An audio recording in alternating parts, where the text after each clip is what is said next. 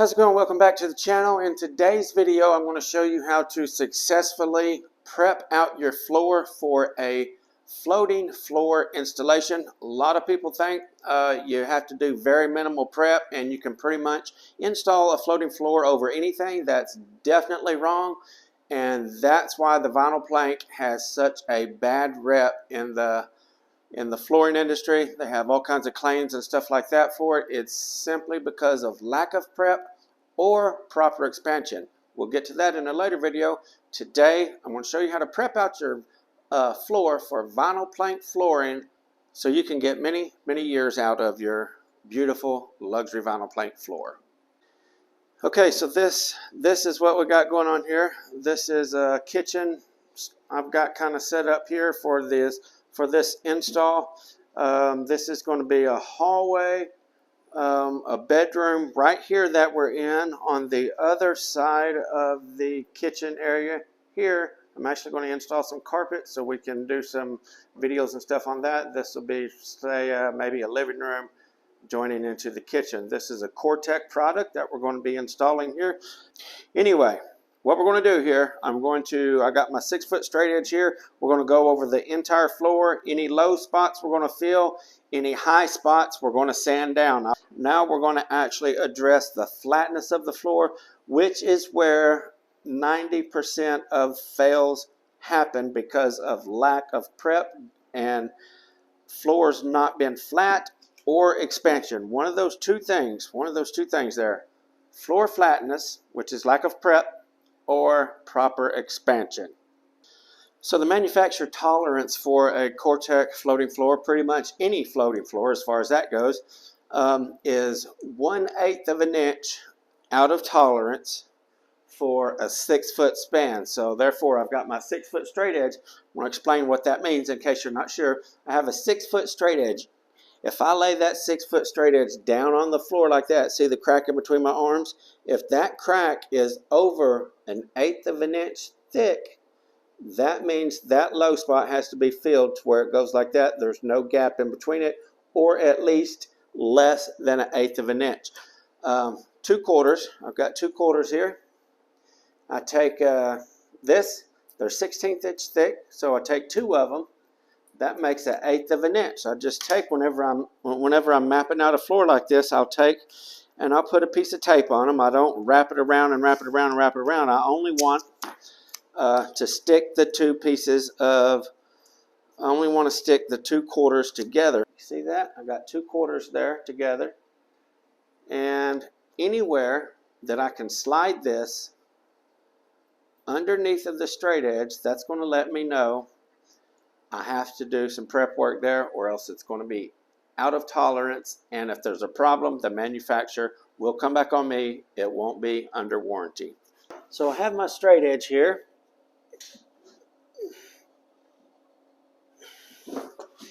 And you can definitely see the light underneath of it there. The thing is, will my quarters slide underneath of it? If this gap that you see here is more than 1/8 of an inch, I have to put some floor leveler down and level this out so it's not more than 1/8 of an inch. Are my quarters going to slide underneath of it? And that is a yes. So again, this is out of tolerance. I have to do something to this to bring it up, or else, again, like I said, if something happens to it in the future, it's going to be my fault, and the manufacturer is going to tell me to go jump.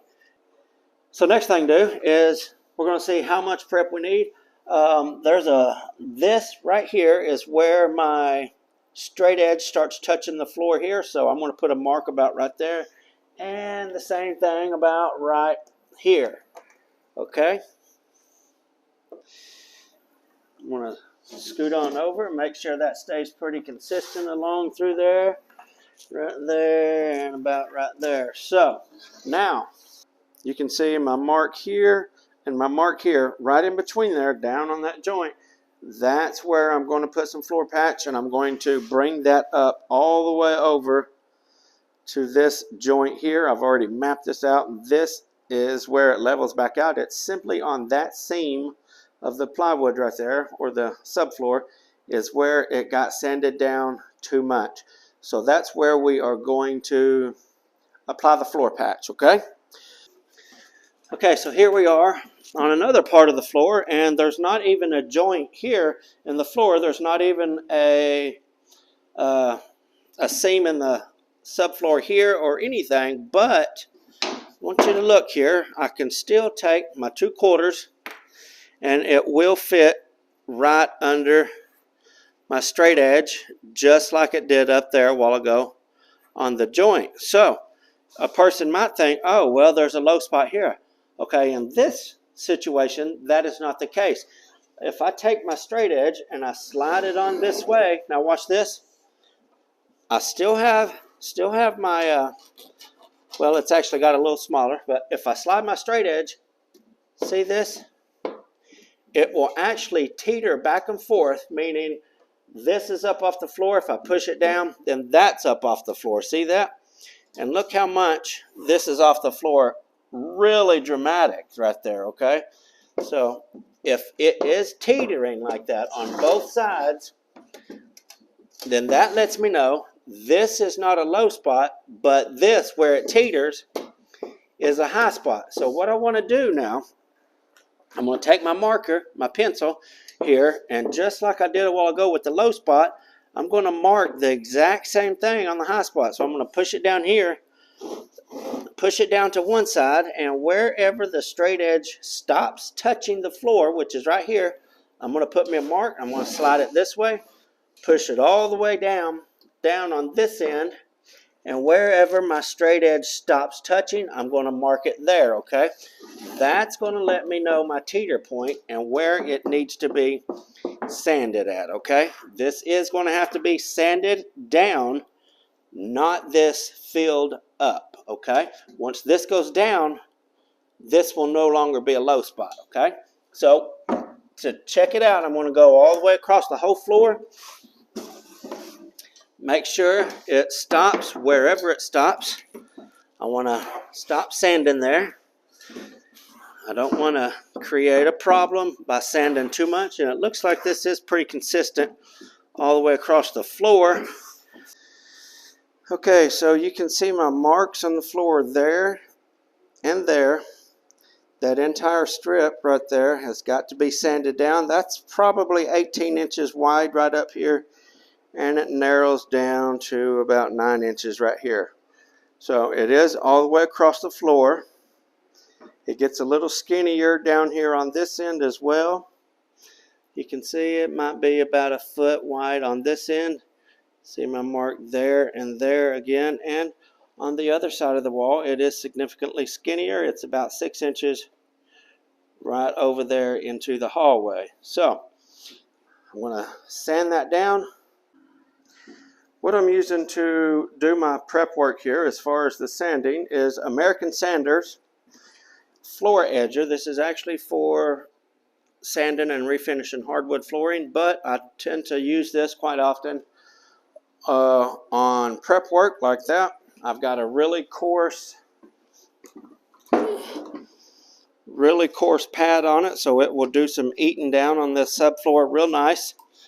If you don't have one of these and you're just doing this at home, you can rent this tool at Home Depot or any place pretty much that rents tools, or you can rent a grinder as well with a cup for sanding down wood. So either way, this is what we're using today.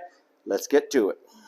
Okay, so whether this be wood or a concrete, and you're using this tool or the grinder to get your hump out, you need to keep your tool moving. If you just leave it sitting in one spot, or if you tip it up on its side a little bit, you're going to cut a groove in your floor, whether it's wood or concrete. Okay, so you'll notice while I'm doing this that I keep it moving quite rapidly, and that's to keep from digging a groove into the floor and making things worse, okay?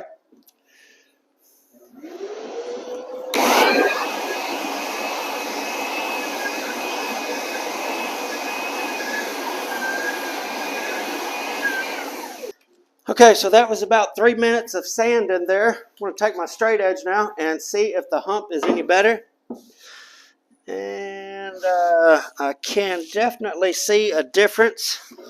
However, I still feel like I need to do a little bit more so over on this side. Not this side, but I got this side pretty good. I need to address this side over here closest to the door a little bit better on this end of it. And with that being done, we should be good because I got a little bit, not a whole lot of movement left in my straight edge. Let's do a little more sanding. Okay, so we got the sanding done. Before we vacuum and get it all cleaned up to do our mudding, our floor patch over there, I'm going to make one more mess. I'm going to get all of these door jambs cut here, here, and over here. Make sure that my flooring will work underneath of them. We do not want to cut to the door jambs. Again, we need a 1/4 inch expansion on this. So we have to get our door jambs cut high enough off the floor, just high enough, that is, for our flooring to slide under it nicely and get a nice professional look. So we're going to do that, then we can vacuum up and do the floor patch. Okay, so to cut our door jambs, what I got just a scrap piece of the flooring that we're going to be using. That way I can get it exactly the right thickness. Again, we only want to cut this high enough for our flooring to slide under it nicely. We don't want a big gap. We don't want a big gap coming up here or anything like that. You can see these over here have already been pre-cut to some other flooring, but sometimes you run into that on the job and we just have to let it ride with what it is.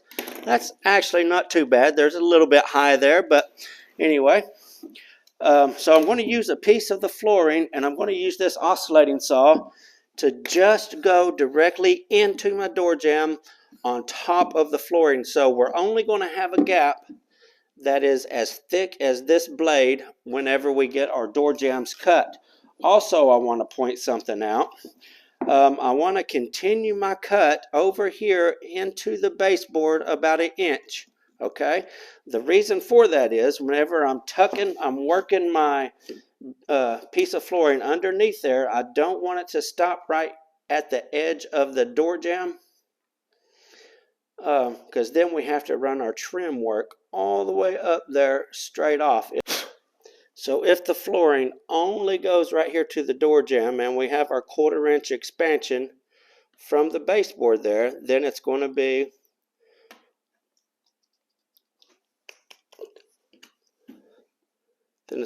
about like that right there. That's going to have a gap here because when we run our 1/4 round right here to it, it's going to be tapered back.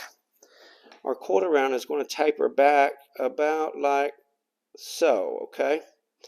Therefore, we're going to have a little void right there in that center. So we want to cut our baseboard all the way over here, just like it was part of the door jamb. Then we can run our flooring all the way over here. Like this will be all the way under there. Then when we have our taper back, it's not going to be a problem because we're going to have the complete thickness of our shoe mold or 1/4 round right here, okay? So don't stop your cut here. Bring it all the way over here about 1 inch into the baseboard and cut this much of your baseboard just like it was part of the door jamb, okay? Okay, so here we go. This might be just a little bit loud. Also, one thing I want to point out to this. For the most part, it sets level, but the blade on the very end will be a little higher than this part here. This is going to be raised up at an angle. You need to make sure that you give just a slight raise on it, or at least control it, because if you just do this and run around the corner, it's going to run up at an angle, okay? Definitely don't want that to happen. So make sure it stays flat on your flooring that you're using and you keep good control of it, okay? I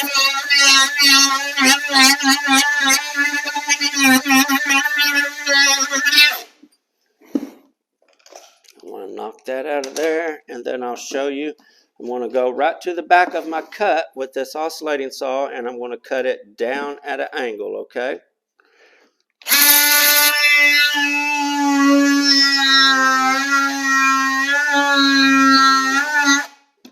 There we go. So now we can run our flooring all the way under it, like I said a while ago, all the way back here versus stopping it right at the edge. That's just going to be a lot easier to deal with when you run your trim work, okay? I'm going to carry that on right on around the door jamb right there. I definitely want to encourage you to stop when you get here. Stop, bring your piece over to the other side. Don't reach your saw way on around here. Keep your plank right in front of where you're working. That way you do not run off high at an angle, okay?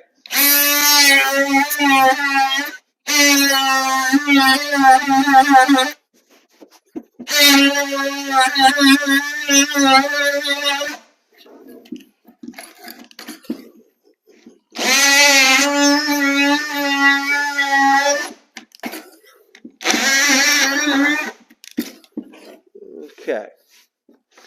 So there we have this complete door jamb cut. That's going to be a nice fit all the way around there. I'm going to go ahead now. Looky here. That's going to be a nice finished look all the way around there. I'm going to go ahead and do the rest of these door jambs, and then we will be able to vacuum up.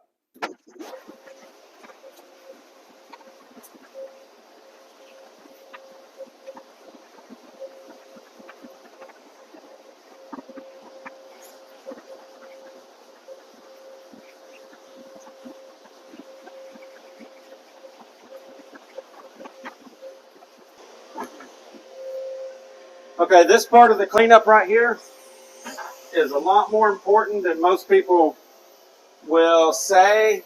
I don't know if it's because they don't think it is important or if they're just too lazy to do it. You notice I got my chiseled edge on the vacuum now. I'm going to take and suck out all the sawdust underneath of the door jambs and under the baseboard. What happens is whenever you will tuck your floating floor under your door jamb and then you have to take it out for something, maybe slide it over a little bit, make a little bit more of a notch on it or whatever, then you're going to drag sawdust out onto the floor that you've already cleaned. Oh, not a problem. It's just sawdust. It ain't going to make a hump, a bump, or anything like that. What it will do is crinkle and crackle and pop just like grit underneath of your vinyl floor whenever you walk on it. Very, very displeasing to walk over next to your kitchen cabinet or something and hear a little crank, crank, just a little crinkle or a little crunch underneath of your vinyl flooring. Trust me, I've recently installed in my own home. There's a spot right by the kitchen cabinet. That's where I pulled that from, where there obviously is a little bit of garbage under there that just crinkles every time I step on it. It absolutely drives me nuts. I hate it. So if you don't want to deliver that kind of stuff to your clients, by all means, vacuum out from underneath the baseboards and door jambs. You can't never be too careful. I have been doing this right here for years, vacuuming around the edges and under stuff and everything, and I still ended up with a little garbage under my vinyl floor. So you can't be too careful about it. Always go a little extra, a little more than what you think you need to do just to be safe. Also, the deep joints, if there's a little crack in your floor, don't hesitate to run over that right there, because while you're walking around and pounding on it and stuff like that, just averagely, your average homeowner or anything walking on your floor, if there's dust or sawdust or grit or anything down in the joints of your plywood, over time that's going to work up, and then that also is going to crinkle and crackle and pop. So by all means, take a few extra minutes doing the cleanup. Vacuum out all your nail heads, your nail head hose, your screw hose in the floor. Vacuum out all the cracks from your subfloor, all the seams, everywhere out from under the cabinets, underneath the dishwasher, underneath the door jambs, baseboards. Make sure anywhere that dirt or debris could come from is completely cleaned out. It's going to save you in the long run, I guarantee it. Okay, so it's time to mitch up our floor patch. What product I am using is the Plenty Prep SC. That's a Mape brand. If I ain't mistaken, you can get Mape at Home Depot and Lowe's. I've got my powder measured out. I've got my water measured out. I've got a bucket to mix in. I've got an extra bucket to wash off my paddle with once I get done mixing it. And I have a bucket there of clean water that I get to pull my mixing water out of. You might say, well, that's an awful lot of stuff just to mix up a little bit of patch. Well, this is my regular routine on how I do it, so this is what I wanted to show. I do have a bigger mixing bucket also that's outside there whenever I need to mix up more. For small stuff like I'm doing, I use this small one. I want to point this out also. You always, and this is not, don't take this lightly, okay? This particular bag right here says to mix 2 parts volume of powder into 1 part volume of water and stir for 3 minutes until homogenized. Okay, so a lot of people will just pour a little bit in anything and pour some water in without measuring anything. And they go with it. Well, what happens is if you get too much water in this stuff, yeah, it'll mix up and it will look good. What happens if you get too much water in this stuff? It will literally scrape off of whatever substance you put it in like chalk, okay? It will not perform like it does, like the manufacturer says it does. So you definitely have to mix it up like the manufacturer says, okay? Another thing, if you get too little water in it, it's not going to mix. It's going to be all clumpy and hard. It's not going to get a good bond to the floor, whatever floor you're putting it on. It's going to be like mixing, it's going to be like spreading out clumps of Play-Doh or something on the floor. It's not going to have a good consistency to mix with, okay, or to work with. Again, I've got a 1/2 liter of powder here. 1 liter of powder here, a 1/2 liter of water there. 2 parts volume of powder, 1 part volume of water, okay? I'm going to put my water in my mixing bucket first. I don't want to put dry powder into my bucket and then just pour water on top of it, because then what happens is right in the very edges of your bucket, you always have dry powder that's really hard to get mixed good. So I'm going to just pour all of this in there right off the bat.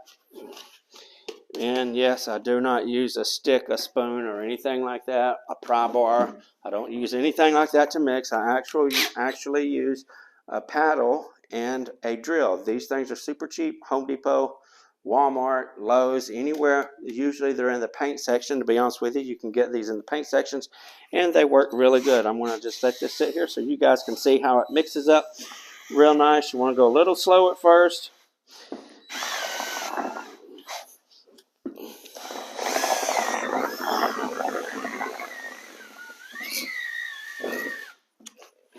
Need to get up here so I can hold it with my feet.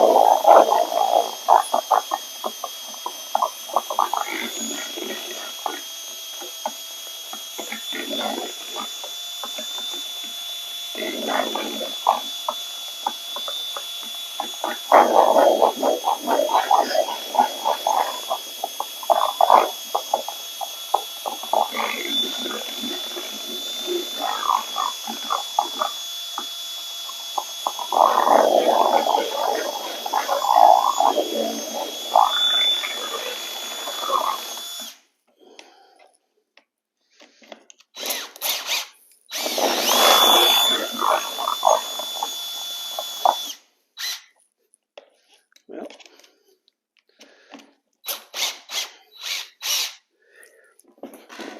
okay, we definitely got that mixed up good. You can see that. Now, for rinsing my paddle off, this is what I have this other bucket for. I stick it in the water, give it just a little turn, turn it backwards, turn it forward, and then I'm going to ever so slowly turn it underwater with my hands here to get that mud off of it. These things will last a really long time if you take care of them.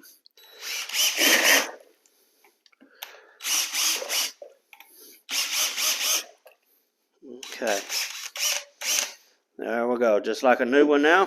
And I'm sure you've seen the consistency of the mud. See that? Jiggle, jiggle. That's a nice consistency. That's what it's supposed to look like. If you was paying attention to me mixing it, you will see that it looked like it actually got runnier the more I mixed it. And that's because it's getting mixed up really nice. At first, it's just kind of clumpy looking. Keep going until it gets that wet, shiny look like that. Then you know you have a nice mix. Okay, time to pour it out there. I'm going to go ahead and just get every bit of this out because I'm sure it's going to take it. Then I'll get it somewhat smoothed out, and then I'll show you how I get my... So remember, this was only, it was barely, the quarters actually had a hard time going under there. So it only needs to be in the thickest spot of it, 1/8 of an inch, okay? So we've got more than enough mud here to do what we need to do, okay? It don't look like a whole lot, but only an 1/8 inch is not a whole lot of mud, okay? Most of it was right on that joint right there. That's what I focused on when I was sanding that down a lot, because it was one side was a little bit higher than the other side. So when I was sanding, I got a little dramatic with it, and that's what caused my problem here, and that's why I'm here fixing it now. So okay, once I get it spread it out halfway even, I'm going to show you how I get it flat, okay? So that's not too bad. Let's see here. Okay, I think that's going to be pretty good right there. Now, so I know I have it exactly perfect. I'm going to take my 3-foot straight edge, set it down right on it there, and I'm just going to kind of wiggle back and forth as I pull it. You can actually see the middle of that is still just tiny bit low, so I will bring that middle up just a hair. There we go. Look at all that extra mud coming up there. There we go. Now we got all that extra right there to work with. There. There. You can clean this off while it's wet, so not a big deal at all as far as that's concerned. Let's see here. All right. Now I'm going to build up that center just a little bit more there. Once you scrape across the whole center, then you know you've got your 1/8 inch height, what you need, okay?